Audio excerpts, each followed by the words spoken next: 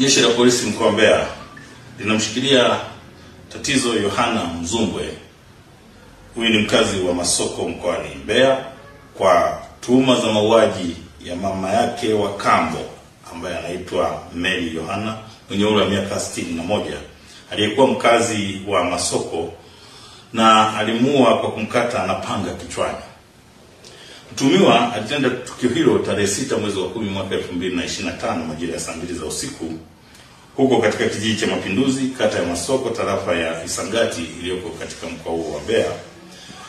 Na alimuua huyu Mary Yohana ambaye pia alikuwa ni mkazi wa Masoko na aliyekuwa mwenye ualbino. Kwa hiyo baada ya tukio hili huyu mtuhumiwa alitoroka. Lakini kufuatia tukio hilo, jeshi la polisi mkoa wa Mbeya baada ya kuwa limeripotiwa lilianza msako mkali na kufanikiwa kumkamata mtuhumiwa majira ya usiku huko katika kijiji cha Mapinduzi, kata ya Masoko, kuhusiana na tukio hili akiwa amejificha huko. Kwa hiyo uchunguzi wa awali umebaini kuwa chanzo cha tukio hili ni mgogoro wa kifamilia kuhusu mashamba, ambapo mtuhumiwa alikuwa akimshinikiza Mary Yohana ambaye kwa sasa ni marehemu, akimtaka kugawa mashamba ya urithi yaliyokuwa yameachwa na baba yake baada ya kufariki.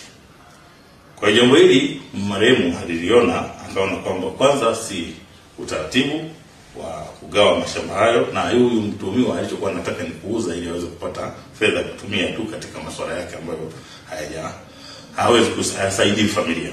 Jeshi la polisi mkoa wa Mbeya linatoa wito kwa baadhi ya vijana kuacha tamaa ya kujipatia fedha kwa njia zisizo halali, bali watafute fedha kwa uhalali na wasifanye matendo haya ambayo ni kinyume kabisa na sheria.